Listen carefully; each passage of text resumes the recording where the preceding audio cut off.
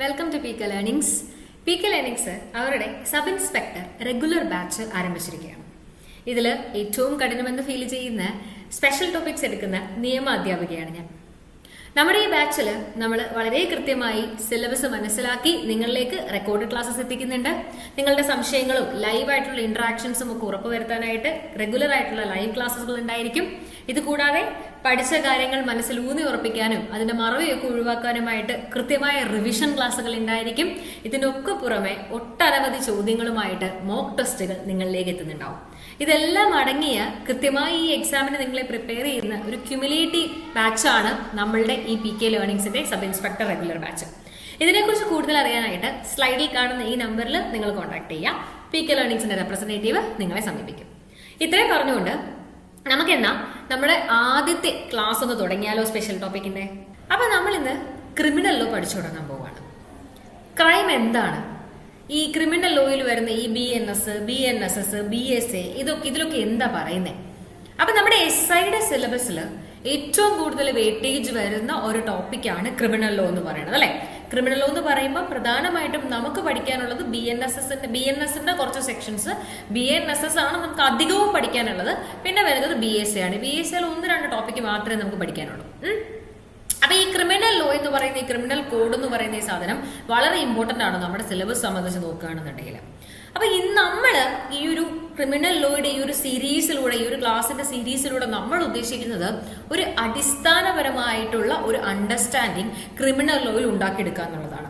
അതിനുള്ള reason exam പർപ്പസിന് വേണ്ടി മാത്രം ഇത് പഠിച്ചിട്ട് കാര്യമില്ല. കാരണം നാളെ ഇതൊക്കെ കൈകാര്യം ചെയ്യേണ്ട പോലീസ് ഉദ്യോഗസ്ഥരാണ് നിങ്ങൾ, അല്ലെ? പോലീസ് ഉദ്യോഗസ്ഥരാകാൻ പോകുന്നവരാണ് നിങ്ങൾ. അപ്പൊ അങ്ങനെയുള്ള നിങ്ങൾ വളരെ കൃത്യമായിട്ട് നല്ല അണ്ടർസ്റ്റാൻഡിങ്ങിലും അടിസ്ഥാനത്തിലും തന്നെ ഈ സെക്ഷൻസും ഈ കാര്യങ്ങളൊക്കെ അറിഞ്ഞിരിക്കുക എന്നുള്ളത് വളരെ ഇമ്പോർട്ടന്റ് ആണ്. അപ്പൊ ആരും ഇത് എക്സാമിന് വേണ്ടി എന്ന ഒരു ലാഘവത്തോടു കൂടി ക്രിമിനൽ ലോ പഠിക്കാൻ നിൽക്കരുത്. ബാക്കി കോൺസ്റ്റിറ്റ്യൂഷനും അഡ്മിനിസ്ട്രേഷനും ഒക്കെ പിന്നെയും പോട്ടെ വെക്കാം. പക്ഷെ ക്രിമിനൽ ലോ പഠിക്കുമ്പോൾ നിങ്ങൾ വളരെ ക്യൂരിയസ് ആയി തന്നെ പഠിക്കുക.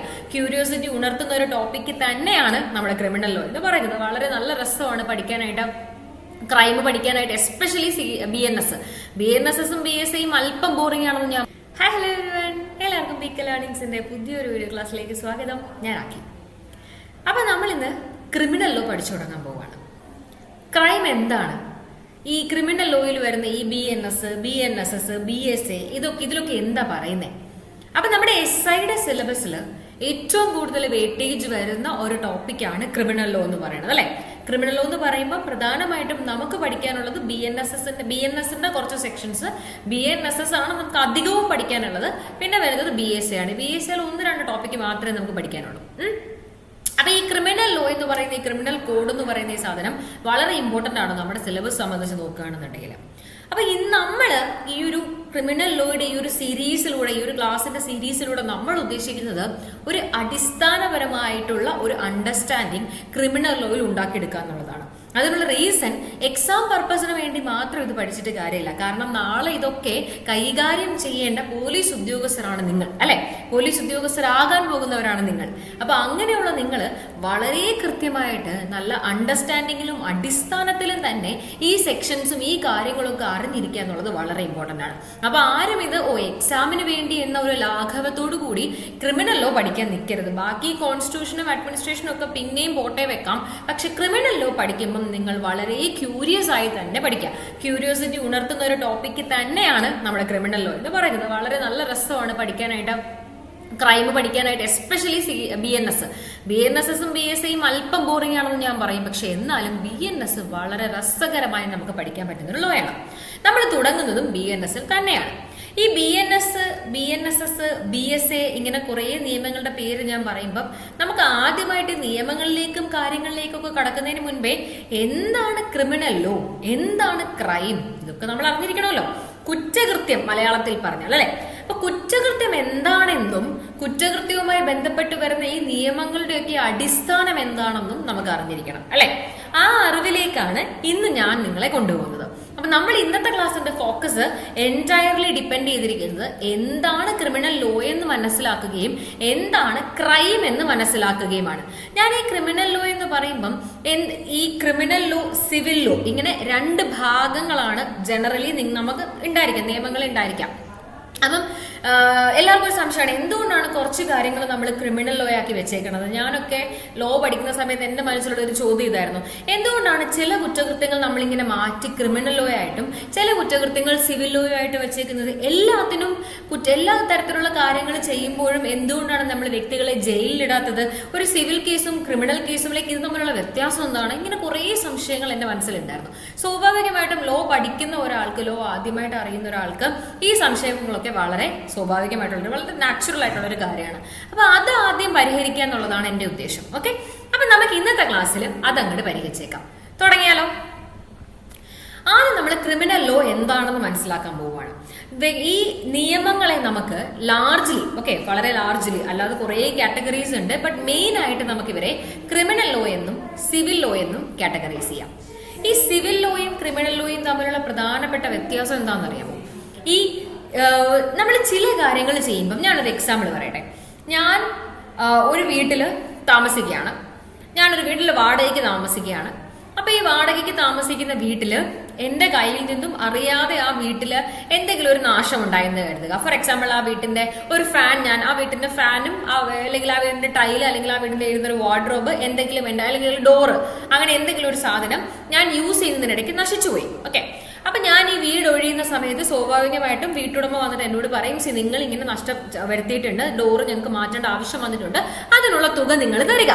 അപ്പൊ ഞാൻ പറയാനില്ല, ഞാൻ തരത്തൊന്നുമില്ല, എനിക്ക് തരാനൊന്നും പറ്റില്ല എന്ന് പറയുമ്പം ഈ വ്യക്തി എന്താ ചെയ്യുക? ഒരിക്കലും ഈ വ്യക്തി നമ്മള് കോടതിയിൽ പോയി എനിക്കെതിരെ എന്നെ ശിക്ഷിക്കണം, എന്നെ പിടിച്ച് ജയിലിടണമെന്നും ആവശ്യപ്പെടില്ല. കാരണം എന്താ? ആ വ്യക്തിക്ക് വേണ്ടത് എന്നെ ശിക്ഷിക്കുകയല്ല, ആ വ്യക്തിക്ക് വേണ്ടത് അത് പരിഹരിക്കാനുള്ള തുക ഞാൻ കൊടുക്കുക എന്നുള്ളതാണ്, അല്ലെ? അതായത് ആ വ്യക്തിയുടെ ആവശ്യം കോമ്പൻസേഷൻ ആണ്. അത് മാത്രമല്ല, ഞാൻ ആ വ്യക്തിയുടെ വീട്ടിലെ കതക് കേടാക്കി എന്ന് പറഞ്ഞ് ഞാൻ ഈ നാട്ടിലുള്ള എല്ലാ വീട്ടിലെയും കതക് കേടാക്കുന്ന ആൾക്കാർക്ക് പേടി ഉണ്ടാവുമോ? ഞാൻ താമസിച്ചു ആ വീട്ടിൽ, താമസിക്കുന്നതിനിടെ എന്റെ കയ്യിൽ നിന്ന് വീടിന്റെ കതക് കേടായിപ്പോയി. അതിനർത്ഥം ആ ചുറ്റുപാടുള്ള എല്ലാ ആൾക്കാർക്കും എന്നോടൊരു പേടി തോന്നും, അല്ലെങ്കിൽ ഈ കാര്യവുമായി ബന്ധപ്പെട്ടൊരു പേടി തോന്നുമോ? അയ്യോ, ആ വീട്ടിലെ കതക് കേടായി, നമ്മുടെ എല്ലാവരുടെയും വീട്ടിലെ കതക് കേടാക്കാം എന്നൊരു പേടി വരാൻ സാധ്യതയുണ്ടോ? ഒരിക്കലുമില്ല, അല്ലെ? ഇതാണ് ക്രിമിനൽ ലോയും സിവിൽ ലോയും തമ്മിലുള്ള വ്യത്യാസം. അതായത് ക്രിമിനൽ ലോയിൽ ഈ സിവിൽ ലോയിൽ നിന്ന് ഡിഫറൻഷിയേറ്റ് ചെയ്യുന്നത് അതിന്റെ ഇമ്പാക്റ്റ് ആണ്. അത് സൊസൈറ്റിയിൽ ഉണ്ടാക്കുന്ന എത്രത്തോളം ആഴമാണ് അതിനുണ്ടാക്കുന്നത്, അതിലെയാണ് ഈ ഡിഫറൻസ് ഇരിക്കുന്നത്. ഈ സിവിൽ ലോയിലേക്ക് വരുമ്പോൾ അത് വ്യക്തിഗത നഷ്ടങ്ങളാണ്. അതായത് ആ വ്യക്തിക്ക് ഒരു നഷ്ടം ഉണ്ടായി, അല്ലെങ്കിൽ ആ വ്യക്തിയെ മാത്രം ബാധിക്കുന്ന ഒരു കാര്യമാണ്. അത് സൊസൈറ്റിയെ മുഴുവനായിട്ട് ബാധിക്കുന്നില്ല, അല്ലെങ്കിൽ സൊസൈറ്റിയെ മുഴുവനായിട്ട് അത് പേടി ഉണ്ടാക്കുന്നില്ല. സൊസൈറ്റിക്ക് മുഴുവൻ അവരുടെ മൊറാലിറ്റിയെയോ അവരുടെ കാര്യങ്ങളെയോ അവരുടെ ദൈനംദിന ജീവിതത്തിനെയോ അത് ബാധിക്കില്ല. പക്ഷേ എന്നാലും BNS വളരെ രസകരമായി നമുക്ക് പഠിക്കാൻ പറ്റുന്ന ഒരു ലോയാണ്. നമ്മൾ തുടങ്ങുന്നതും BNS തന്നെയാണ്. ഈ BNSS, BSA ഇങ്ങനെ കുറെ നിയമങ്ങളുടെ പേര് ഞാൻ പറയുമ്പം നമുക്ക് ആദ്യമായിട്ട് നിയമങ്ങളിലേക്കും കാര്യങ്ങളിലേക്കും ഒക്കെ കടക്കുന്നതിന് മുൻപേ എന്താണ് ക്രിമിനൽ ലോ, എന്താണ് ക്രൈം, ഇതൊക്കെ നമ്മൾ അറിഞ്ഞിരിക്കണമല്ലോ. കുറ്റകൃത്യം മലയാളത്തിൽ പറഞ്ഞാൽ, അല്ലെ? അപ്പൊ കുറ്റകൃത്യം എന്താണെന്നും കുറ്റകൃത്യവുമായി ബന്ധപ്പെട്ട് വരുന്ന ഈ നിയമങ്ങളുടെയൊക്കെ അടിസ്ഥാനം എന്താണെന്നും നമുക്ക് അറിഞ്ഞിരിക്കണം, അല്ലെ? ആ അറിവിലേക്കാണ് ഇന്ന് ഞാൻ നിങ്ങളെ കൊണ്ടുപോകുന്നത്. അപ്പൊ നമ്മൾ ഇന്നത്തെ ക്ലാസ്സിന്റെ ഫോക്കസ് എൻറ്റയർലി ഡിപ്പെൻഡ് ചെയ്തിരിക്കുന്നത് എന്താണ് ക്രിമിനൽ ലോ എന്ന് മനസ്സിലാക്കുകയും എന്താണ് ക്രൈം എന്ന് മനസ്സിലാക്കുകയുമാണ്. ഞാൻ ഈ ക്രിമിനൽ ലോ എന്ന് പറയുമ്പം ഈ ക്രിമിനൽ ലോ, സിവിൽ ലോ, ഇങ്ങനെ രണ്ട് ഭാഗങ്ങളാണ് ജനറലി നമുക്ക് ഉണ്ടായിരിക്കാം, നിയമങ്ങൾ ഉണ്ടായിരിക്കാം. അപ്പം എല്ലാവർക്കും ഒരു സംശയമാണ് എന്തുകൊണ്ടാണ് കുറച്ച് കാര്യങ്ങൾ നമ്മൾ ക്രിമിനൽ ലോ ആക്കി വെച്ചേക്കുന്നത്. ഞാനൊക്കെ ലോ പഠിക്കുന്ന സമയത്ത് എൻ്റെ മനസ്സിലുള്ള ഒരു ചോദ്യം ഇതായിരുന്നു, എന്തുകൊണ്ടാണ് ചില കുറ്റകൃത്യങ്ങൾ നമ്മളിങ്ങനെ മാറ്റി ക്രിമിനൽ ലോ ആയിട്ടും ചില കുറ്റകൃത്യങ്ങൾ സിവിൽ ലോ ആയിട്ട് വെച്ചേക്കുന്നത്. എല്ലാത്തിനും എല്ലാ തരത്തിലുള്ള കാര്യങ്ങൾ ചെയ്യുമ്പോഴും എന്തുകൊണ്ടാണ് നമ്മൾ വ്യക്തികളെ ജയിലിലിടാത്തത്? ഒരു സിവിൽ കേസും ക്രിമിനൽ കേസുമിലേക്ക് ഇത് തമ്മിലുള്ള വ്യത്യാസം എന്താണ്? ഇങ്ങനെ കുറേ സംശയങ്ങൾ എൻ്റെ മനസ്സിലുണ്ടായിരുന്നു. സ്വാഭാവികമായിട്ടും ലോ പഠിക്കുന്ന ഒരാൾക്ക്, ലോ ആദ്യമായിട്ട് അറിയുന്ന ഒരാൾക്ക് ഈ സംശയങ്ങളൊക്കെ വളരെ സ്വാഭാവികമായിട്ടുള്ള, വളരെ നാച്ചുറൽ ആയിട്ടുള്ള ഒരു കാര്യമാണ്. അപ്പൊ അത് ആദ്യം പരിഹരിക്കുക എന്നുള്ളതാണ് എന്റെ ഉദ്ദേശം. ഓക്കെ, അപ്പൊ നമുക്ക് ഇന്നത്തെ ക്ലാസ്സിൽ അതങ്ങോട്ട് പരിഹരിച്ചേക്കാം. തുടങ്ങിയാലോ?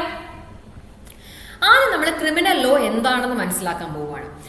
ഈ നിയമങ്ങളെ നമുക്ക് വളരെ ലാർജ്ലി അല്ലാതെ കുറെ കാറ്റഗറീസ് ഉണ്ട്, ബട്ട് മെയിൻ ആയിട്ട് നമുക്ക് ഇവരെ ക്രിമിനൽ ലോ എന്നും സിവിൽ ലോ എന്നും കാറ്റഗറൈസ് ചെയ്യാം.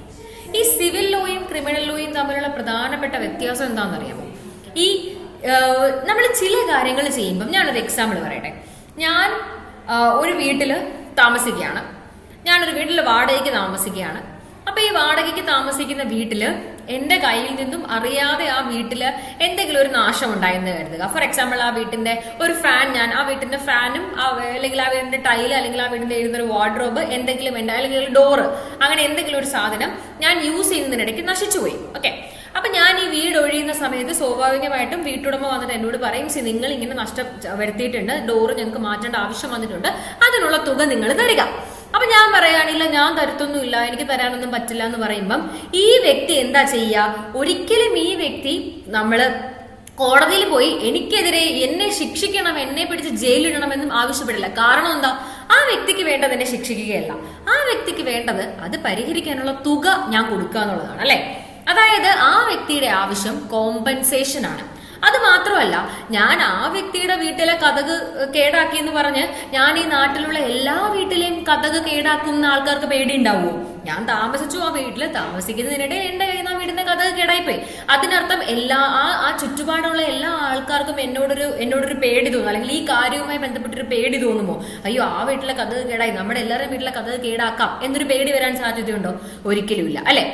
ഇതാണ് ക്രിമിനൽ ലോയും സിവിൽ ലോയും തമ്മിലുള്ള വ്യത്യാസം. അതായത് ക്രിമിനൽ ലോയിൽ ഈ സിവിൽ ലോയിൽ നിന്ന് ഡിഫറൻഷിയേറ്റ് ചെയ്യുന്നത് അതിന്റെ ഇമ്പാക്റ്റ് ആണ്. അത് സൊസൈറ്റിയിൽ ഉണ്ടാക്കുന്ന എത്രത്തോളം ആഴമാണ് അതിനുണ്ടാക്കുന്നത്, അതിലെയാണ് ഈ ഡിഫറൻസ് ഇരിക്കുന്നത്. ഈ സിവിൽ ലോയിലേക്ക് വരുമ്പോൾ അത് വ്യക്തിഗത നഷ്ടങ്ങളാണ്. അതായത് ആ വ്യക്തിക്ക് ഒരു നഷ്ടം ഉണ്ടായി, അല്ലെങ്കിൽ ആ വ്യക്തിയെ മാത്രം ബാധിക്കുന്ന ഒരു കാര്യമാണ്. അത് സൊസൈറ്റിയെ മുഴുവനായിട്ട് ബാധിക്കുന്നില്ല, അല്ലെങ്കിൽ സൊസൈറ്റിയെ മുഴുവനായിട്ട് അത് പേടി ഉണ്ടാക്കുന്നില്ല. സൊസൈറ്റിക്ക് മുഴുവൻ അവരുടെ മൊറാലിറ്റിയെയോ അവരുടെ കാര്യങ്ങളെയോ അവരുടെ ദൈനംദിന ജീവിതത്തിനെയോ അത് ബാധിക്കില്ല. പക്ഷേ നേരെ മറിച്ച് നമ്മൾ ക്രിമിനൽ ലോയിലേക്ക് വരുമ്പം, ഞാൻ ഇതേ എക്സാമ്പിൾ നിങ്ങളോട് പറയാണ്. ഒരു വീട്ടിൽ ഞാൻ വാടകയ്ക്ക് താമസിക്കുന്നു. ആ വാടകയ്ക്ക് താമസിക്കുന്ന വീട്ടിൽ ഞാൻ എന്ത് ചെയ്യാണ്? ആ വാടകയ്ക്ക് താമസിക്കുന്ന ആ വീട്ടിൽ ഒരു ദിവസം വളരെ മദ്യപിച്ച് പ്രശ്നമൊക്കെ ഉണ്ടാക്കി വന്നിട്ട് മനഃപൂർവ്വം ആ വീട് നശിപ്പിക്കണമെന്ന് ഉദ്ദേശിച്ചുകൂടി തീയിട്ടു.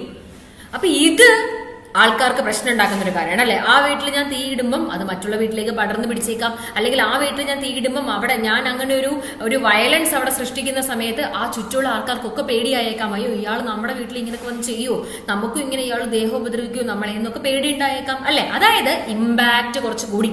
ആ ഇമ്പാക്ട് വ്യക്തിയിൽ നിന്ന് മാറി സൊസൈറ്റിയിലേക്ക് വ്യാപിച്ചു, അല്ലെ? ഇങ്ങനെ വരുന്ന കാര്യങ്ങളെയാണ് നമ്മൾ ക്രൈമിൽ ഉൾപ്പെടുത്തിയിരിക്കുന്നത്. ക്രൈം ഉണ്ടാക്കാനുള്ള ബേസിക് ഇൻസ്റ്റിങ്ക്റ്റ് ഇത് തന്നെയാണ്. ബേസിക് ഇൻസ്റ്റിങ്ക്റ്റ് തുടങ്ങിയത് എവിടുന്നാണെന്നറിയാമോ?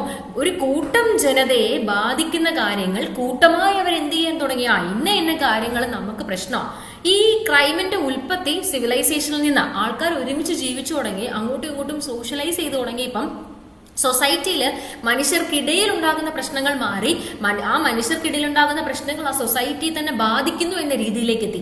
എല്ലാവർക്കും പേടി ഉണ്ടാകാൻ തുടങ്ങി. അപ്പൊ ഇവർ മനസ്സിലാക്കി, നമ്മളെല്ലാവരെയും ബാധിക്കുന്ന പ്രശ്നങ്ങൾ ഇന്ന കാര്യങ്ങളാണ്, ഇത് ഒരാളെ മാത്രം ബാധിക്കുന്ന കാര്യമല്ല, ഒരാളോടാണ് ഇത് ചെയ്യുന്നതെങ്കിൽ പോലും അത് ഒരുപാട് പേരിൽ പേടി ഉണ്ടാക്കുന്ന കാര്യമാണ്. അപ്പൊ അതുകൊണ്ട് എന്ത് ചെയ്യുക? ഇത്തരം കാര്യങ്ങൾക്ക് പ്രത്യേകമായ കർശന നടപടികൾ എടുക്കണം. ഈ ഒരു തോട്ട് പ്രോസസ് ആണ് ക്രൈം എന്ന് പറയുന്ന ഒരു കൺസെപ്റ്റ് ഉണ്ടാവാനുള്ള റീസൺ, അല്ലെങ്കിൽ ക്രിമിനൽ ലോ എന്ന് പറയുന്ന കൺസെപ്റ്റ് ഉണ്ടാവാനുള്ള റീസൺ. മനസ്സിലാവുന്നുണ്ടോ? ക്ലിയർ ആവുന്നുണ്ടോ? അപ്പൊ ക്രിമിനൽ ലോ എന്ന് പറയുന്ന ഒരു ബോഡി ഓഫ് ലോ എന്തിനെ ഡിഫൈൻ ചെയ്യുന്നു? ഒഫൻസുകളെ ഡിഫൈൻ ചെയ്യുന്നു, അല്ലെങ്കിൽ ക്രൈമുകൾ എന്തൊക്കെയാണെന്ന് ഡിഫൈൻ ചെയ്യുന്നു. അത് റെഗുലേറ്റ് ചെയ്യുന്നു. അപ്രിഹെൻഷൻ, ക്രൈമുകൾ നടക്കുമ്പോൾ അത് കണ്ടുപിടിക്കുക, അത് അപ്രിഹെൻഡ് ചെയ്യുക, വ്യക്തികളെ കണ്ടുപിടിക്കുക, അറസ്റ്റ് ചെയ്യുക, ചാർജിങ്, എന്തൊക്കെ കുറ്റകൃത്യം ചെയ്തു എന്ന് കണ്ടുപിടിച്ച് മനസ്സിലാക്കുക, അതിന് വിചാരണ നടത്തുക, അവർക്ക് പണിഷ്മെന്റ് കൊടുക്കുക. അപ്പൊ ഇങ്ങനെ ക്രൈം എന്താണെന്നും അങ്ങനെ ഒരു ക്രൈം ഉണ്ടായാൽ അത് എങ്ങനെ പരിഹരിക്കണമെന്നും ഏത് രീതിയിൽ അത് പരിഹരിക്കണമെന്നും ഒക്കെ പറയുന്ന ബോഡി ഓഫ് നിയമത്തെയാണ് നമ്മൾ ക്രിമിനൽ ലോ എന്ന് വിളിക്കുന്നത്. മനസ്സിലാവുന്നുണ്ടോ? ക്രിമിനൽ ലോയുടെ ഏറ്റവും വലിയ പ്രത്യേകത എന്താണെന്ന് വെച്ചാൽ, ക്രിമിനൽ ലോ സൊസൈറ്റിക്കെതിരെ ചെയ്യുന്ന കുറ്റകൃത്യമായിട്ടാണ് നമ്മൾ കണക്കാക്കുന്നത്. ഒരു ഇൻഡിവിജ്വൽ, ഫോർ എക്സാമ്പിൾ XYയെ കൊലപ്പെടുത്തിയാൽ കൊലപാതകം ആ വ്യക്തിയാണ് മരണപ്പെടുന്നത്. അതായത് ഇമ്മീഡിയറ്റ് ആയിട്ടുള്ള വിക്ടിം ഒരു പ്രത്യേക വ്യക്തിയാണ്. പക്ഷെ ആ വ്യക്തിയെ മാത്രം ബാധിക്കുന്ന കാര്യമല്ല. അത് കൊലപാതകം എന്ന് പറയുന്നത് ജീവന് തന്നെ ആപത്തായിട്ടുള്ള ഒരു കാര്യമാണ്. അത് സൊസൈറ്റിയിൽ മുഴുവൻ പേടി ഉണ്ടാക്കുന്ന ഒരു കാര്യമാണ്. അല്ലെങ്കിൽ സൊസൈറ്റിക്ക് മുഴുവൻ ജീവൻ നഷ്ടപ്പെടുമോ എന്ന, അങ്ങനെ എളുപ്പത്തിൽ ഒരാൾക്ക് എന്റെ ജീവൻ എടുക്കാൻ പറ്റുമോ എന്നൊരു പേടി മനസ്സിലേക്ക് കൊണ്ടുവരുന്ന ഒരു കാര്യമാണ്, അല്ലെ? ഇങ്ങനെ വരുമ്പോൾ അത് സൊസൈറ്റിക്ക് മുഴുവൻ ആപത്കരമായിട്ടുള്ളൊരു കാര്യമാണ്. അപ്പൊ ഇങ്ങനെയുള്ള കാര്യങ്ങളെയാണ് നമ്മൾ കുറ്റകൃത്യങ്ങൾ അഥവാ ക്രൈം എന്ന് നമ്മൾ വിളിക്കുക. അങ്ങനെയുള്ള കാര്യങ്ങളെ റെഗുലേറ്റ് ചെയ്യുകയും അത് പണിഷ് ചെയ്യുകയുമാണ് ക്രിമിനൽ ലോയുടെ ഉദ്ദേശവും. മനസ്സിലാവുന്നുണ്ടോ? ക്ലിയർ ആണോ? ക്രിമിനൽ ലോയിൽ മനസ്സിലാക്കേണ്ട ഒരു കാര്യം, നിങ്ങൾ ഒരു വ്യക്തി കുറ്റം ചെയ്യുകയാണ്, ഇമ്മീഡിയറ്റ് വിക്ടിം, ഇപ്പൊ ഞാൻ എക്സിനെ കൊലപ്പെടുത്തുകയാണെന്നുണ്ടെങ്കിൽ എക്സ് മരണപ്പെടുന്നു, പക്ഷെ ഇതൊരു സിവിൽ കേസ് ആയിരുന്നെങ്കിൽ എക്സിനെ ഞാൻ ചുമ്മാ പോയിട്ട് എന്ത് ചെയ്തു, എക്സിന്റെ വീട്ടിൽ ഞാൻ അതിക്രമിച്ചു കയറി, അത് എക്സിനെ മാത്രം ബാധിക്കുന്ന ഒരു കാര്യമാണ്. അതൊരു സിവിൽ കേസാണ്, സിവിൽ കേസുമാണ്, ഒരേ സമയം ഇതൊരു ക്രിമിനൽ കേസും ആകും. അത് പ്രത്യേക സാഹചര്യങ്ങളിലാണ് കേട്ടോ. അപ്പൊ ഇങ്ങനെ മനസ്സിലാക്കുക, അതൊരു സിവിൽ കേസാണ്. അപ്പൊ ഞാൻ ഈ സിവിൽ കേസിൽ എക്സ് ആണ് എനിക്കെതിരെ കേസ് കൊടുക്കാം, അഡ്വക്കേറ്റിനെ നിയമിക്കുന്നത് എക്സ് ആണ്, അയാൾക്ക് പൈസ കൊടുക്കുന്നത് എക്സ് ആണ്. അതായത് ഞങ്ങൾക്കിടയിലായിരിക്കും കേസ് നടക്കുക, സിവിൽ കോടതി ആയിരിക്കും കേസ് നോക്കാം. എന്നാൽ ക്രിമിനൽ ലോയിലേക്ക് വരുമ്പോൾ ഞാൻ എക്സിനെ കൊലപ്പെടുത്തുന്നതാണ് കേസെങ്കിൽ, ഇവൻ ദോ എക്സ് ആണ് കൊല്ലപ്പെട്ടത്, എക്സിന്റെ കുടുംബത്തിനാണ് നഷ്ടം ഉണ്ടായിരിക്കുന്നതെങ്കിൽ പോലും എക്സിന്റെ കുടുംബത്തിന് വേണ്ടി എനിക്കെതിരെ കേസ് നടത്തുന്നത് നമ്മുടെ സർക്കാരായിരിക്കും, ഗവൺമെന്റ് ആയിരിക്കും, സ്റ്റേറ്റ് ആയിരിക്കും. അതിനുള്ള റീസൺ എന്താ? സൊസൈറ്റിയെ പ്രൊട്ടക്ട് ചെയ്യുക സ്റ്റേറ്റിന്റെ എന്താ പറയാ ജോലിയാ. ഞാൻ എന്റെ സ്വത്തും എന്റെ ജീവനും സംരക്ഷിക്കേണ്ടത് എന്റെ ജോലിയായിരിക്കും, പക്ഷെ ഇതിന്റെ സംരക്ഷണം ഉറപ്പുവരുത്തേണ്ടത് നമ്മുടെ സ്റ്റേറ്റിന്റെ ഉത്തരവാദിത്വം, ഗവൺമെന്റ് ഉത്തരവാദിത്വം അല്ലെ. അപ്പൊ അതുകൊണ്ട് ഗവൺമെന്റ് ആയിരിക്കും ക്രിമിനൽ ലോയില് പാർട്ടിക്കെതിരെ അക്യൂസിനെതിരെ കേസ് നടത്തുക, വിക്ടിം ആയിരിക്കില്ല. വിക്ടിമിന് പകരം വിക്ടിമിന് വേണ്ടി ഗവൺമെന്റ് ആയിരിക്കും കേസ് നടത്തുന്നുണ്ടാവുക. അതാണ് ഈ പ്രോസിക്യൂട്ടേഴ്സ്, പബ്ലിക് പ്രോസിക്യൂട്ടേഴ്സ് ആയിരിക്കും കേസ് വാദിക്കുക, കാരണം അവർ ഗവൺമെന്റിന്റെ വക്കീലും വരാം. മനസ്സിലാവുന്നുണ്ടോ? അപ്പൊ ക്രിമിനൽ ലോയെ നമ്മൾ കൺസിഡർ ചെയ്യുന്നത് ഒഫൻസസ് എഗെയിൻസ്റ്റ് ദി സ്റ്റേറ്റ് ആയിട്ടാണ്. അതുകൊണ്ട് തന്നെ ഗവൺമെന്റ് ആയിരിക്കും എന്ത് ചെയ്യുക, പ്രോസിക്യൂഷനിൽ ഏർപ്പെടുന്നത്. ഇനി ഇതിന്റെ പ്രധാനപ്പെട്ട ജോലി പബ്ലിക് സേഫ്റ്റിയും ഓർഡറും മെയിൻറ്റെയിൻ ചെയ്യുക എന്നുള്ളതാണ്. ഇപ്പൊ നിങ്ങൾക്ക് ഒരു ഐഡിയ കിട്ടിയില്ലേ? ഞാൻ ഒരു ചെറിയ എക്സാമ്പിൾ കൊടുത്തിട്ടുണ്ട്.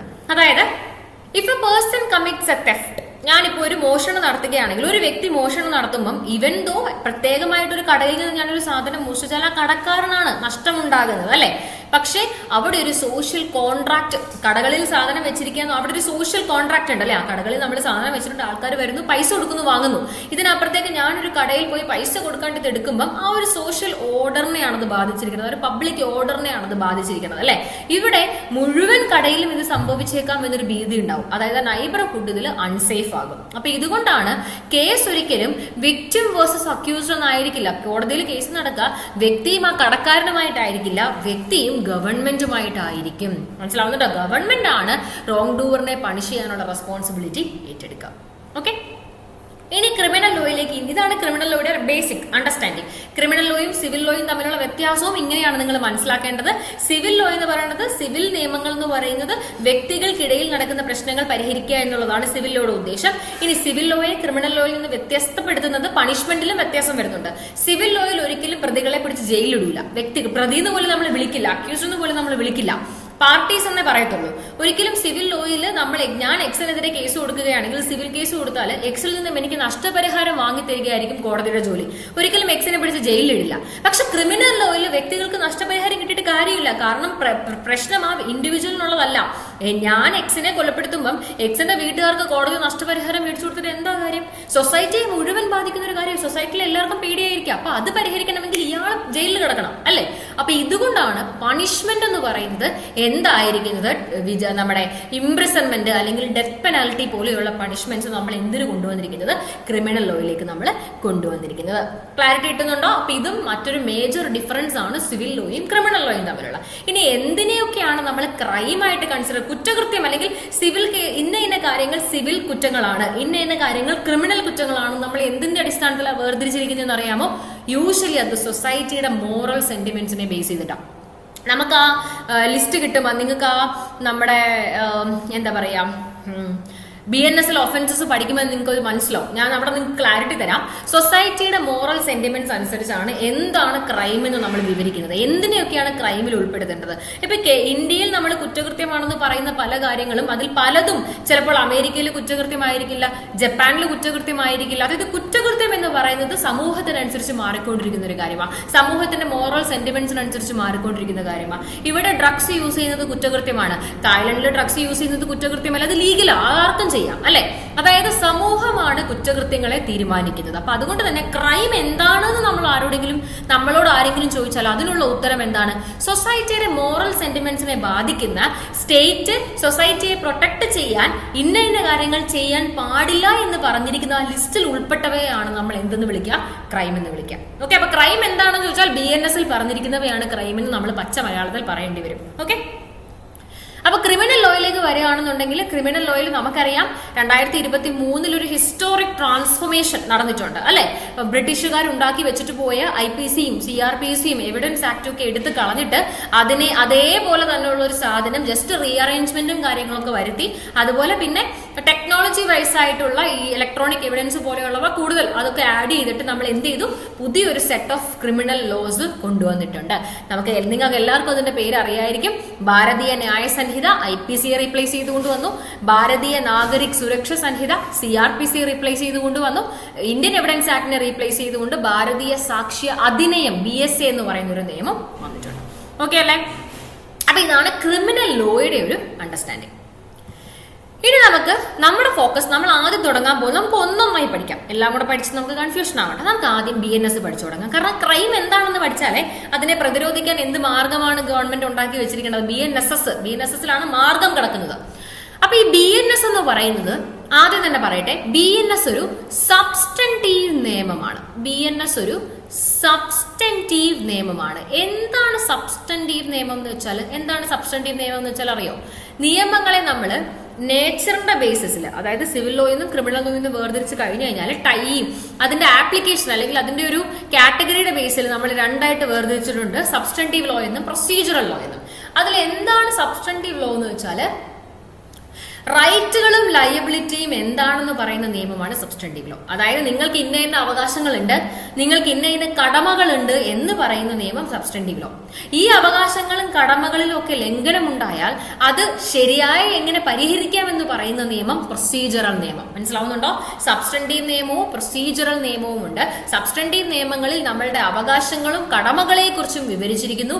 ഈ അവകാശങ്ങളും കടമകളിലും എപ്പോഴെങ്കിലും ലംഘിക്കപ്പെട്ടാൽ അതിന് പരിഹാര പ്രക്രിയ എന്താണ് ുള്ളത് പറയുന്നത് പ്രൊസീജറൽ നിയമങ്ങളിലാണ്. സിവിൽ ലോയിലും ക്രിമിനൽ ലോയിലും ഒക്കെയും സബ്സ്റ്റന്റീവ് ലോയും പ്രൊസീജറൽ ലോയും ഉണ്ട്. ക്രിമിനൽ ലോയിലേക്ക് വരികയാണെങ്കിൽ ഭാരതീയ ന്യായ സംഹിത എന്നത് ക്രിമിനൽ ലോയിലെ സബ്സ്റ്റന്റീവ് ആയിട്ടുള്ള ഒരു നിയമമാണ്. കാരണം BSAയിൽ നമുക്ക് എവിടെയും BSAയിൽ മുഴുവൻ നമുക്ക് വായിച്ചു നോക്കിയാൽ BSAയിൽ മുഴുവൻ പറഞ്ഞിരിക്കുന്നത് ക്രൈം എന്താണെന്നാ. അതായത് എന്താ പറയാ, കൊലപാതകം ചെയ്യാൻ പാടില്ല. അതിന്റെ അർത്ഥം എന്താ? നിങ്ങൾക്ക് മറ്റൊരാളെ കൊല്ലാനുള്ള അവകാശമില്ല. നിങ്ങളുടെ കടമയാണ് മറ്റുള്ളവരുടെ ജീവൻ സംരക്ഷിക്കുക, അല്ലെങ്കിൽ അയാൾക്ക് ആപത്തുണ്ടാക്കാതിരിക്കുക എന്നുള്ളത് നിങ്ങളുടെ കടമയാണ്. ഇനി നിങ്ങളുടെ ജീവന് ആപത്തുണ്ടാകാതിരിക്കാനായിട്ടുള്ള ഒരു അവകാശം കൂടി നിങ്ങൾക്കുണ്ട്. നിങ്ങളെ ആരും കൊല്ലാൻ പറ്റില്ല. നിങ്ങൾക്കുള്ള അവകാശമാണ് നിങ്ങളുടെ ജീവിതം ജീവിച്ചു തീർക്കുക എന്നുള്ളത്. ഇങ്ങനെ നിങ്ങളുടെ പ്രോപ്പർട്ടി, അത് നിങ്ങളുടെ സ്വത്താണ്, അത് മറ്റാരും വന്ന് എടുക്കാൻ പാടില്ല. അപ്പൊ ഇങ്ങനെ നമ്മുടെ അവകാശങ്ങളും കറസ്പോണ്ടിങ് ആയിട്ട് മറ്റുള്ളവർക്കുള്ള കടമയും പറയുന്ന നിയമമാണ് BNS-ൽ എന്താ ഒഫൻസ് എന്നാ വിവരിച്ചിരിക്കുന്നത്. BNS-ൽ എവിടെയും പറയുന്നില്ല ഇന്ന ഒരാൾ വന്ന് എന്റെ സാധനം മോഷ്ടിച്ചുകൊണ്ട് പോയാൽ കോടതിയിൽ പോകൂ എന്ന് BNS-ൽ പറയുന്നില്ല. അതെവിടെയാ പറയുന്നേ? അത് പറയുന്നത് CRPC-യാ, അത് പറയുന്നത് BNSS-ലാ. BNSS-ൽ പറയാണ്, BNS-ൽ ഇന്ന കാര്യങ്ങൾ നിങ്ങൾക്ക് അവകാശവും കടമയൊക്കെ തന്നിട്ടുണ്ട്. ഇതൊക്കെ ആരെങ്കിലും വയലേറ്റ് ചെയ്താൽ നിങ്ങൾ കോടതിയിലേക്ക് പോകണം, പോലീസ് സ്റ്റേഷനിലേക്ക് പോകണം, പോലീസ് കേസ് അന്വേഷിക്കണം, ചാർജ് ഷീറ്റ് കോടതിയിൽ എത്തണം, കോടതി വിചാരണ നടത്തണം, പ്രതിക്ക് ശിക്ഷ കൊടുക്കണം. അപ്പൊ ഇതൊക്കെ പറയുന്നത് BNSS-ലാ. കാരണം BNSS ആ പ്രൊസീജിയർ പറയുന്ന നിയമം. മനസ്സിലാവുന്നുണ്ടോ? BNS-ൽ നമുക്ക് സബ്സ്റ്റന്റീവ് കാര്യങ്ങൾ മാത്രമേ ഉള്ളൂ. എന്തൊക്കെയാണ് കുറ്റകൃത്യങ്ങൾ ഉണ്ടായാൽ പണിഷ്മെന്റ് എത്രയാണ്, എന്തൊക്കെ പണിഷ്മെന്റ് കൊടുക്കാൻ പറ്റും, ഇങ്ങനെ സബ്സ്റ്റന്റീവ് ആയിട്ടുള്ള റൈറ്റും ലയബിലിറ്റീസും പറഞ്ഞു തരുന്ന നിയമമാണ് നമ്മുടെ BNS എന്ന് പറയുന്നത്. BNS-ന്റെ ഒരു ഹിസ്റ്ററി നമ്മൾ നോക്കുകയാണെന്നുണ്ടെങ്കിൽ 11 ഓഗസ്റ്റ് 2023 ആദ്യമായിട്ട് അമിത്ഷാ, നമ്മുടെ NDA ഗവൺമെന്റ് ആണ് BNS ഒക്കെ കൊണ്ടുവന്നത്. അമിത്ഷാ എന്ത് ചെയ്തു? BNS-ന്റെ ഒരു ബില്ല് ലോക്സഭയിൽ പാസ്സാക്കി. എന്നാൽ ഈ ബില്ല് നമ്മൾ എന്ത് ചെയ്തിട്ടുണ്ടായിരുന്നു? വിഡ്രോ ചെയ്തിട്ടുണ്ടായിരുന്നു. 11 ഓഗസ്റ്റിന് പാസ്സാക്കി ഈ ബില്ല് 12 ഡിസംബറിൽ വിഡ്രോ ചെയ്തു. എന്നിട്ട് എന്ത് ചെയ്തു? അതേ ദിവസം തന്നെ ഒരു പുതിയ ബില്ല്, സെക്കൻഡ് ബില്ല് ഇവർ ഇൻട്രൊഡ്യൂസ് ചെയ്തു. ഇനി നിയമം ഉണ്ടാക്കാൻ ഒരു പ്രത്യേകമായ രീതിയുണ്ട്. നിയമത്തിന്റെ തുടക്കം എപ്പോഴും ബില്ലിൽ നിന്നായിരിക്കും. ബില്ലെന്ന് വെച്ചാൽ കരട് രൂപം. വാർത്തകളിലൊക്കെ കേട്ടിട്ടുണ്ടായിരിക്കും കരട് രൂപം അല്ലെ. ബില്ലാണ് കരട് രൂപം. ഒരു കരട് രൂപം നമ്മൾ പാർലമെന്റ്, സെൻട്രൽ ഗവൺമെന്റ് ഉണ്ടാക്കുന്ന നിയമമാണെങ്കിൽ പാർലമെന്റ് ആണ്, സ്റ്റേറ്റ് ഗവൺമെന്റ് കേരള സർക്കാർ ആണെന്നുണ്ടെങ്കിൽ ലെജിസ്ലേറ്റീവ് അസംബ്ലിയാണ്. അപ്പൊ പാർലമെന്റിൽ ഏതെങ്കിലും ഒരു സഭയിലോ ലോക്സഭയിലോ രാജ്യസഭയിലോ കാര്യങ്ങൾക്കനുസരിച്ച് ഏതെങ്കിലും ഒരു സഭയിൽ ബില്ല് തുടക്കം കുറിക്കും, ഇൻട്രൊഡ്യൂസ് ചെയ്യപ്പെടും. ഓക്കെ, ഏത് സഭയിലാണ് ഇൻട്രൊഡ്യൂസ് ചെയ്യപ്പെടുന്നത് ആ സഭയിൽ ഇതിന്റെ ചർച്ചയും കാര്യങ്ങളും ഒക്കെ കഴിഞ്ഞിട്ട് അടുത്ത സഭയിലേക്ക് ഇത് പാസ് ചെയ്യും, ട്രാൻസ്ഫർ ചെയ്യും. അതിനെയാണ് നമ്മൾ ഒരു സഭയിൽ പാസ്സാക്കി കഴിഞ്ഞാൽ നേരെ ഈ ബില്ല് അടുത്ത സഭയിലേക്ക് പോകും. ലോക്സഭയിലാണ് ഇൻട്രൊഡ്യൂസ് ചെയ്യപ്പെടുന്നതെങ്കിൽ അവിടെ പാസ്സായി കഴിഞ്ഞാൽ രാജ്യസഭയിലേക്ക് പോകും, നേരെ തിരിച്ചാണെങ്കിൽ അങ്ങനെ. രാജ്യസഭയിലും ഇതേപോലെ ആ ബില്ലിൽ ഡിസ്കഷൻ നടക്കും. എന്തെങ്കിലും ചേഞ്ചസ് ഉണ്ടെങ്കിൽ ഇവർ ചേഞ്ച് പറഞ്ഞാൽ തിരിച്ച് അഗെയിൻ ലോക്സഭയിൽ വരും. ഇത് കണ്ടിന്യൂ ചെയ്തുകൊണ്ടേയിരിക്കും അൺടിൽ ആൻഡ് അൺലെസ് രാജ്യസഭയും ലോക്സഭയും ഇത് അംഗീകരിച്ച് പാസ്സാക്കുന്നത് വരെ. ഓക്കെ, വൺസ് രാജ്യസഭയും ലോക്സഭയും പാസ്സായി കഴിഞ്ഞാൽ നമ്മൾ പറയും ബില്ല് നിയമമായി, ബില്ല് പാസ്സായി എന്ന് നമ്മൾ പറയും, ബില്ല് ലോ ആയി എന്ന് നമ്മൾ പറയും. ഇനി ഈ ബില്ല് ലോ ആയി കഴിഞ്ഞാൽ ഇത് പ്രാബല്യത്തിൽ വരണമെങ്കിൽ മറ്റൊരു പ്രശ്നമുണ്ട്. പ്രസിഡന്റ് ഇതിൽ ഒപ്പുവെക്കണം. പ്രസിഡന്റ് ഒപ്പുവെക്കുമ്പോഴാണ് എന്ത് ചെയ്യുക, ഇത് നിയമം എന്ന രൂപത്തിലേക്ക് എത്തുക. അതുവരെയും ഇത് ബില്ല് പാസ്സായി, പാർലമെന്റ് ബില്ല് പാസ്സാക്കി. ഇനി ഈ ബില്ല് നിയമമായി മാറണമെങ്കിൽ പ്രസിഡന്റ് ഇതിനകത്ത് ഒപ്പുവെക്കണം. അത് സെൻട്രൽ ഗവൺമെന്റ് ആണെങ്കിൽ പ്രസിഡന്റും സംസ്ഥാന സർക്കാർ ആണെങ്കിൽ ഗവർണറുമാണ്. ഓക്കെ, പ്രസിഡന്റ് ഇതിൽ ഒപ്പുവെക്കുക. പ്രസിഡന്റ് ഒപ്പുവെച്ച് കഴിഞ്ഞിട്ട് ഇത് ഗസറ്റിൽ പബ്ലിഷ് ചെയ്യും. ചില നിയമങ്ങൾക്ക് ഗസറ്റിൽ പബ്ലിഷ് ചെയ്യുന്ന അന്ന് മുതൽ പ്രാബല്യത്തിൽ വരും. ചില നിയമങ്ങൾ ഗസറ്റിൽ പബ്ലിഷ് ചെയ്യുന്ന ദിവസമായിരിക്കില്ല, പകരം മറ്റൊരു ദിവസം ആ നിയമത്തിൽ പറയുന്നുണ്ടാവും, ആ ദിവസമായിരിക്കും പ്രാബല്യത്തിൽ വരുന്നുണ്ടാവും. ഇതൊരു ലെജിസ്ലേറ്റീവ് പ്രോസസ്സാണ്. ഇത് കൂടുതലായി നമ്മൾ കോൺസ്റ്റിറ്റ്യൂഷനിൽ പഠിക്കും. ഓക്കെ, ഇപ്പൊ ഞാൻ ഈ ഒരു പ്രോസസ് എക്സ്പ്ലെയിൻ ചെയ്യാനായിട്ടൊന്ന് പറഞ്ഞത് മാത്രം. അപ്പൊ ആദ്യമായിട്ട് നമ്മുടെ ഇതിന്റെ ബില്ല്, അതായത് എന്താ പറയാ, ക്രിമിനൽ ലോയുടെ ബില്ല് ആദ്യമായിട്ട് ഇൻട്രൊഡ്യൂസ് ചെയ്യപ്പെടുന്നത് എവിടെയാണ്? ലോക്സഭയിലാണ്. അമിത്ഷാ ലോക്സഭയിലാണ് ഇത് ഇൻട്രൊഡ്യൂസ് ചെയ്തിട്ടുണ്ടായിരുന്നത്. ലോക്സഭയിൽ 11 ഓഗസ്റ്റിൽ ഇൻട്രൊഡ്യൂസ് ചെയ്തിട്ട് അദ്ദേഹം അത് വിഡ്രോ ചെയ്തു 12 ഡിസംബറിൽ. എന്നിട്ട് എന്ത് ചെയ്തു, അതേ ദിവസം തന്നെ ഒരു രണ്ടാമത് ബില്ല്, സെക്കൻഡ് ബില്ല് അവിടെ തന്നെ ഇൻട്രൊഡ്യൂസ് ചെയ്തു ഒന്നുകൂടി.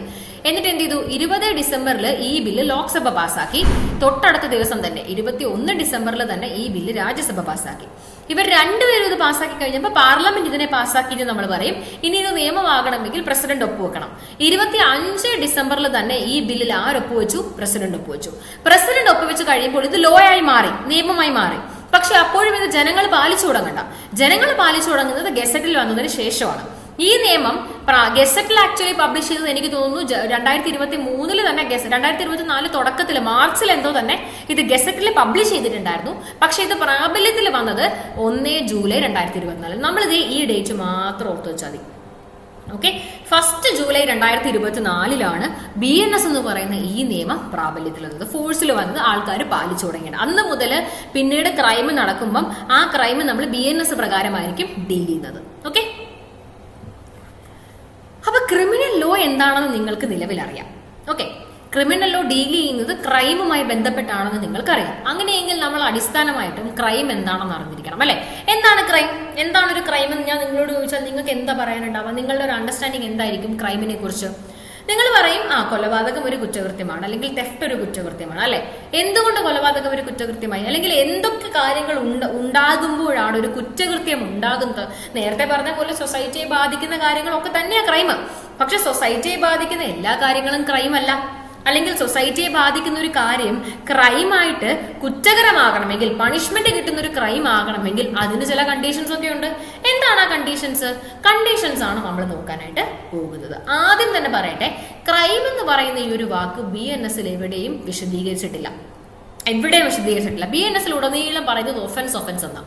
ക്രൈം എന്ന് പറയുന്ന ഒരു സാധനം അവിടെ ഉപയോഗിച്ചിട്ടില്ല, വിശദീകരിച്ചിട്ടുമില്ല. ഓക്കെ, ജനറലി ഒരു സാധാരണ രീതിയിൽ നമ്മൾ നോക്കിയാൽ എന്തിനെയാണോ നിയമം പ്രൊഹിബിറ്റ് ചെയ്തിരിക്കുന്നത്, പബ്ലിക്കിനെ ബാധിക്കും, പബ്ലിക്കിന് ഇത് ദോഷകരമാണ് എന്ന രീതിയിൽ നിയമം എന്താണോ ചെയ്യരുത് എന്ന് നമ്മളോട് ആവശ്യപ്പെട്ടിരിക്കുന്നത് അതിനെ നമുക്ക് ക്രൈം എന്ന് വിളിക്കാം, അല്ലെ? ക്രൈം ഞാൻ പറഞ്ഞല്ലോ, ക്രൈം എന്താണെന്ന് തീരുമാനിക്കുന്നത് സൊസൈറ്റിയാണ്. സൊസൈറ്റിക്ക് വേണ്ടി ആ തീരുമാനം എടുക്കുക ഗവൺമെന്റ് അല്ലെങ്കിൽ സ്റ്റേറ്റ് ആണ്. സ്റ്റേറ്റ് മീൻസ് സർക്കാരാണ്. അപ്പൊ ഗവൺമെന്റ് പറയും ഇന്ന കാര്യങ്ങൾ ക്രൈമാണ്. അത് ആ തീരുമാനത്തിലേക്ക് ഗവൺമെന്റ് എത്തുന്നത് സൊസൈറ്റിയെ ഡിപ്പെൻഡ് ചെയ്തായിരിക്കും. ഓക്കെ, ക്രൈം എന്ന് പറയുന്നത് അപ്പൊ നമുക്ക് എന്തെന്ന് പറയാം, എന്താണോ പബ്ലിക്കിനെ ബാധിക്കുന്ന കാര്യം, പബ്ലിക്കിന് ഇഞ്ചോറീസ് ആയിട്ടുള്ള കാര്യങ്ങൾ, പബ്ലിക്കിന് ദോഷകരമാകുന്ന കാര്യങ്ങൾ, അത് നിയമം പ്രൊഹിബിറ്റ് ചെയ്തിരിക്കുകയാണ്. നിയമം അത് ചെയ്യരുത് നമ്മളോട് ആവശ്യപ്പെട്ടിരിക്കുകയാണ്. ഇങ്ങനെ എന്തൊക്കെ ആക്ടുകളാണ്, എന്തൊക്കെ കാര്യങ്ങളാണോ ലോ പ്രൊഹിബിറ്റ് ചെയ്തിരിക്കുന്നത് പബ്ലിക്കിന് ഇഞ്ചുറീസ് ആണ് എന്ന കാരണത്താൽ ഈ ആക്ടുകളെ നമുക്ക് ജനറലി ക്രൈം എന്ന് വിളിക്കാം. അപ്പൊ ക്രൈം എന്ന് വെച്ചാൽ എന്താണ്? ഇതൊരു ഡിസൊബീഡിയൻസ് ആകാം നിയമത്തോടുള്ള, ഫോർബീഡിങ് ഓർ കമാൻഡിങ്. ക്രൈം ബേസിക്കലി, അപ്പൊ ക്രൈം എന്ന് വെച്ചാൽ നമ്മൾക്ക് എന്താ പറയാ, നിയമം ചെയ്യരുത് എന്ന് പറയുന്ന കാര്യം നമ്മൾ ചെയ്യുകയാണ് ക്രൈം, അല്ലെ? അപ്പോഴാണ് ക്രൈം ഉണ്ടാകുന്നത്. നിയമം കൊലപാതകം ചെയ്യരുത് എന്ന് പറയുന്നു, നമ്മൾ ഒരാളെ കൊലപ്പെടുത്തിയാൽ ക്രൈം ഉണ്ടായി. നിയമം മോഷ്ടിക്കരുത് എന്ന് പറയുന്നു, നമ്മൾ മോഷണം നടത്തിയാൽ ക്രൈം ഉണ്ടായി. നിയമം അസോൾട്ട് ചെയ്യരുത് എന്ന് പറയുന്നു, അസോൾട്ട് ചെയ്താൽ ക്രൈം ഉണ്ടായി. അപ്പൊ ഡിസൊബീഡിയൻസ് ആണ് ക്രൈം, അല്ലെ? സെറ്റ് ചെയ്ത് വെച്ചിരിക്കുന്ന കുറച്ച് കാര്യങ്ങളുണ്ട്, ചെയ്യരുത് നമ്മളോട് ആവശ്യപ്പെടുന്നുണ്ട്. ഇവയൊക്കെ നമ്മൾ അനുസരിക്കുന്നില്ല, അതായത് നമ്മളത് ചെയ്യുകയാണ്. അങ്ങനെയാണെങ്കിൽ അവിടെ ക്രൈം ഉണ്ടാവും. ഓക്കെ, എന്നാൽ എല്ലാ നിയമത്തിന്റെയും അല്ലെങ്കിൽ നമ്മൾ ഈ നാട്ടിലുള്ള ഒരുപാട് കാര്യങ്ങൾ ചെയ്യരുത് എന്ന് പലയിടങ്ങളിലായി പറയുന്നുണ്ട്. ഇങ്ങനെ എല്ലാം ചെയ്യാതിരുന്നാൽ ക്രൈം ആവുന്നില്ല. സിവിൽ ലോസ് വേറെയാണ്, കോൺട്രാക്ച്വൽ റിലേഷൻഷിപ്പുകൾ വേറെയാണ്, ഇന്ത്യൻ കോൺട്രാക്ട് ആക്ടിലാണ്. പക്ഷെ ക്രിമിനൽ ലോയിൽ കുറെ ആക്ടുകൾ ചെയ്യരുത് നമ്മളോട് ആവശ്യപ്പെടുന്നുണ്ട്.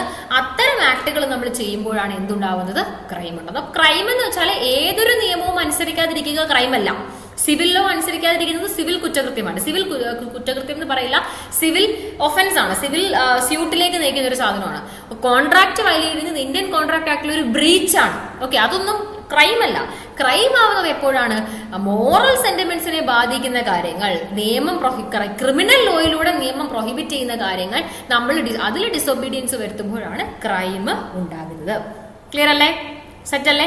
അപ്പം ഇതാണ് ക്രൈം എന്താണെന്നുള്ളത്, ഭാരതീയ ന്യായ സംഹിത എന്താണെന്നുള്ളത്, ക്രിമിനൽ ലോ എന്താണെന്നുള്ളത്. ഇനി ക്രൈമിലേക്ക് കടക്കുമ്പം നമുക്ക് ക്രൈമിന്റെ എലമെന്റ്സും കൂടി അങ്ങ് നോക്കിയേക്കാം. അപ്പൊ ക്രൈം എന്താണെന്ന് നമുക്ക് പറയാം അല്ലെ. സൊസൈറ്റി ഇന്ന കാര്യങ്ങൾ ചെയ്യരുത് എന്ന് നിയമത്തിലൂടെ സർക്കാർ സൊസൈറ്റിയുടെ എന്താ പറയാ മോറൽ സെന്റിമെന്റ്സ് ഒക്കെ മനസ്സിലാക്കി സ്റ്റേറ്റ് കുറച്ച് കാര്യങ്ങൾ ചെയ്യരുത്. സ്റ്റേറ്റ് എന്ന് പറയുമ്പോൾ സംസ്ഥാനം എന്ന മീനിങ്ങിൽ എടുക്കരുത്. സ്റ്റേറ്റ് എന്ന് ഞാൻ എപ്പോൾ പറഞ്ഞാലും ഇന്ത്യ എന്ന അർത്ഥത്തിൽ വേണം കേട്ടോ എടുക്കാനായിട്ട്. നമ്മൾ ലോയില് ഇങ്ങനത്തുള്ള നിയമങ്ങളിൽ സ്റ്റേറ്റ് എന്ന് പറയും. പക്ഷെ ആ സ്റ്റേറ്റ് എന്ന വാക്കുകൊണ്ട് ഉദ്ദേശിക്കുന്നത് സംസ്ഥാനമല്ല, കൺട്രി ആസ് എ ഹോൾ, രാജ്യം എന്ന അർത്ഥത്തിലാണ് കേട്ടോ. അപ്പം സ്റ്റേറ്റ് കുറച്ച് കാര്യങ്ങൾ ചെയ്യരുത് എന്ന് ആവശ്യപ്പെടുന്നുണ്ട്.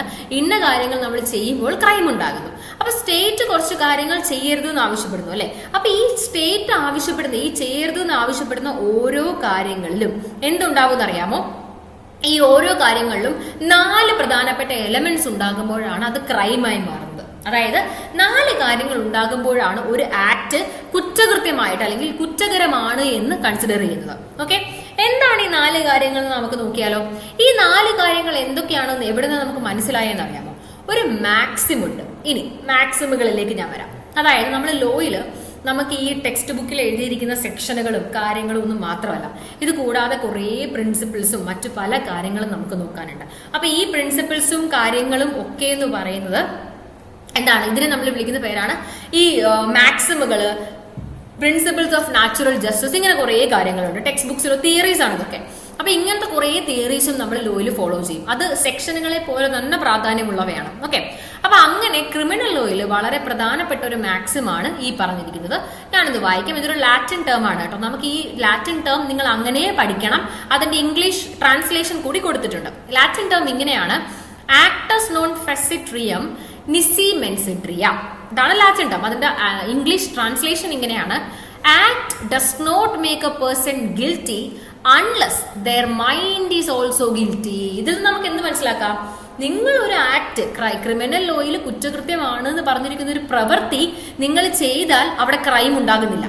ആ പ്രവൃത്തി നിങ്ങൾ ചെയ്യുമ്പോൾ അത് ക്രൈമായി മാറി നിങ്ങൾക്ക് ശിക്ഷ കിട്ടണമെങ്കിൽ, നിങ്ങൾ ഗിൽറ്റി ആകണമെങ്കിൽ നിങ്ങൾക്ക് ആ പ്രവൃത്തി ചെയ്യുന്ന സമയത്തൊരു തെറ്റായ മൈൻഡ് കൂടി ഉണ്ടായിരിക്കണം. മനസ്സിലാവുന്നുണ്ടോ? അതായത് ആക്ട് മാത്രം നിങ്ങൾക്ക് പണിഷ്മെന്റ് വാങ്ങിത്തരില്ല.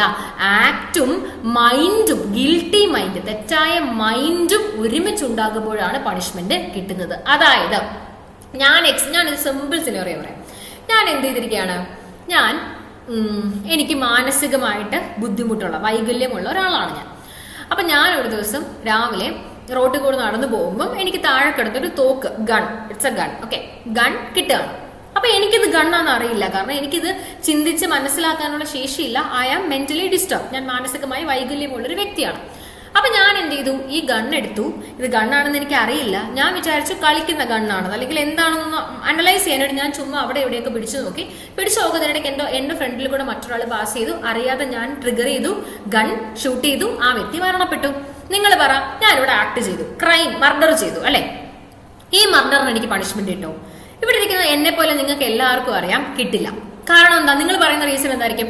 അയാൾക്ക് ബുദ്ധി വൈകല്യം ഇല്ലല്ലോ, അയാൾ ഭ്രാന്തനല്ലേ. നമുക്ക് പൊതുവേ ഒരു ധാരണയുണ്ട്, ഭ്രാന്ത് ഉള്ള ആൾക്കാർ എന്തായിരിക്കുന്നു, ഭ്രാന്ത് ഉള്ള ആൾക്കാർക്ക് എന്ത് കിട്ടും എന്നുള്ള കാര്യം. ഇങ്ങനെ നിയമത്തില് പണിഷ്മെന്റ് കിട്ടില്ല എന്ന ഒരു ധാരണ നമുക്ക് എല്ലാവർക്കും ഉണ്ട് അല്ലെ. അപ്പൊ ഈ ധാരണ വരാനുള്ള റീസൺ ഞാൻ ഈ പറഞ്ഞ മാക്സിമാണ്. ഈ മാക്സിമിൽ പറയാണ് എന്താ ആക്ട് മാത്രം പോരാ, നമുക്ക് ഒരു ഗിൽറ്റി മൈൻഡ് കൂടി ഉണ്ടെങ്കിലേ എന്ത് കിട്ടത്തുള്ളൂ, നമുക്ക് പണിഷ്മെന്റ് കിട്ടത്തുള്ളൂ, അല്ലെങ്കിൽ നമ്മുടെ ഇത് പണിഷ്മെന്റ് ആയിട്ട് മാറത്തുള്ളൂ. ആക്ട് മാത്രം പോരാ. അപ്പൊ ഞാൻ ഈ പ്രവൃത്തി ചെയ്തത് കൊണ്ട് മാത്രം എന്നെ നാളെ പോലീസ് ഒന്ന് അറസ്റ്റ് ചെയ്ത് ജയിലിലിടത്തില്ല. ഞാൻ എന്ത് ചെയ്യണം, ഈ പ്രവൃത്തിയോടൊപ്പം എനിക്ക് ആ പ്രവൃത്തി ചെയ്യാൻ ഒരു മൈൻഡും കൂടി വേണം. ആ മൈൻഡും കൂടി ഉണ്ടെങ്കിൽ മാത്രമേ എനിക്ക് എന്ത് ചെയ്തുള്ളൂ, പണിഷ്മെന്റ് കിട്ടത്തുള്ളൂ. അപ്പൊ ഇത് വരാനുള്ള റീസൺ എന്താണ്, ഈ പറയുന്ന മാക്സിമം. ഈ മാക്സിമൽ പറഞ്ഞിരിക്കുകയാണ് ആക്ട് മാത്രം നിങ്ങളെ ഗിൽറ്റി ആക്കില്ല, മൈൻഡും കൂടി ഗിൽറ്റി ആണെങ്കിലേ നിങ്ങൾക്ക് പണിഷ്മെന്റ് കിട്ടത്തുള്ളൂ. അപ്പൊ 2 എലമെന്റ്സ് ആണ് ക്രൈം ഉണ്ടാക്കാൻ വേണ്ടത്. ഒന്ന് മെൻസറിയ ആണ് മൈൻഡ്. അപ്പൊ മെന്റൽ എലമെന്റും ആവശ്യമാണ്, ഫിസിക്കൽ ആക്ടും ആവശ്യമാണ് അല്ലെ. മെന്റൽ എലമെന്റിനെ നമ്മൾ വിളിക്കുന്ന പേരാണ് മെൻസറിയ, ഫിസിക്കൽ ആക്ടിനെ നമ്മൾ വിളിക്കുന്ന പേരാണ് ആക്ടസ് റിയസ്. മനസ്സിലാവുന്നുണ്ടോ? ആക്ടസ് റിയസ്. അപ്പം ആക്ടസ് റിയസ് ആണ് ഫിസിക്കൽ ആക്ട്, മെൻസ് റിയ ആണ് നമ്മുടെ മെന്റൽ എലമെന്റ്. ഇത് രണ്ടും ഒരുമിച്ച് വരുമ്പോഴാണ് ക്രൈം ഉണ്ടാകുന്നത്. ഓക്കെ, ഇനി ഈ മാക്സിമൽ പറയുന്ന ഈ 2 എലമെന്റ്സ് മാത്രമല്ല, മറ്റു 2 എലമെന്റ്സും കൂടി ക്രൈമിന് ആവശ്യമാണ്. അതിൽ ഒന്നെന്ന് പറയുന്നത് ഒരു ഹ്യൂമൻ ബീങ് ആണ്, ഒരു മനുഷ്യനാണ്. മറ്റൊന്ന് പറയുന്നത് ഒരു ഇഞ്ചുറിയാണ്. ഏതെങ്കിലും ഒരു വ്യക്തിക്ക് നമ്മുടെ ഈ പ്രവൃത്തി കാരണം ഒരു നഷ്ടം ഉണ്ടാക്കണം, ഒരു ഇഞ്ചുറി ഉണ്ടാകണം. അപ്പൊ ആ ഇഞ്ചുറിയാണ് രണ്ടാമത്തെ എലമെന്റ്. അപ്പം 4 എലമെന്റ്സ് ആണ് ബേസിക്കലി ക്രൈം ഉണ്ടാകാൻ ആവശ്യം. ഒന്ന് മെൻസ്രിയാണ്, മറ്റൊന്ന് ആക്ടസ് റിയസ് ആണ്, പിന്നെ ഒന്ന് ഹ്യൂമൻ ബീങ് ആണ്, മറ്റൊന്ന് ഇഞ്ചുറിയാണ്. Okay, 4 elements. അപ്പൊ ഇതാണ് ക്രൈമിന്റെ ബേസിക് എലമെന്റ്സ് എന്ന് പറയുന്നത്. ഇനി നമുക്ക് ഈ ഓരോ എലമെന്റ്സും കൃത്യമായി പഠിക്കാനുണ്ട്. ഈ ഓരോ എലമെന്റ്സും നമുക്ക് അനലൈസ് ചെയ്യാനുണ്ട്. എന്താണ് ആക്ടസ് റിയസ്, എന്താണ് മെൻസറിയ, എന്താണ് ഹ്യൂമൻ ബീങ്, എന്താണ് ഇഞ്ചുറി, ഇതൊക്കെ നോക്കണം. ഇതൊക്കെയും പഠിക്കുമ്പോൾ നമുക്ക് ഈ മെൻസറിയയിൽ തന്നെ പല ടൈപ്പ് ഓഫ് മെൻസറിയ ഉണ്ട്. ലൈക്ക് മോട്ടീവ്, ഇന്റൻഷൻ, നോളേജ്, നെഗ്ലിജൻസി, ഇങ്ങനെ ഇതിൽ ഈ മെൻസറിയൊക്കെ വളരെ ഇമ്പോർട്ടന്റ് ആണ്. ക്രൈം നമ്മൾ പഠിക്കുമ്പോൾ BNS സെക്ഷൻസ് പഠിക്കുമ്പോൾ നിങ്ങൾക്ക് മനസ്സിലാകും ഓരോ മെൻസറിയക്ക് അനുസരിച്ചാണ് പണിഷ്മെന്റ് വരുന്നതും അങ്ങനത്തെ കുറെ കാര്യങ്ങളൊക്കെ ഉണ്ട്. അപ്പോൾ എലമെന്റ്സ് ഓഫ് ക്രൈം നല്ല ഡീറ്റെയിൽ ആയിട്ട് പഠിക്കേണ്ട ഒരു കൺസെപ്റ്റ് ആണ്. അപ്പൊ ഇന്നത്തെ എന്റെ ഉദ്ദേശം നിങ്ങളിലേക്ക് ക്രൈമും ക്രിമിനൽ ലോയും എന്താണെന്ന് എത്തിക്കുക എന്നുള്ളതാണ്. എലമെന്റ്സ് ഓഫ് ക്രൈം നമുക്ക് അടുത്ത ക്ലാസ്സിൽ നോക്കാം. ഡീറ്റെയിൽ ആയിട്ട് വളരെ വിശദമായി എല്ലാം നമുക്ക് പഠിച്ച എക്സാമ്പിൾസിലൂടെ ഒക്കെ മനസ്സിലാക്കാം. ഓക്കെ, അപ്പം ഇതാണ് എന്റെ ഇന്നത്തെ ക്ലാസ്. നമുക്ക് അടുത്ത ക്ലാസ്സിൽ എലമെന്റ്സ് ഓഫ് ക്രൈമുമായിട്ട് കാണാം. അതുവരെ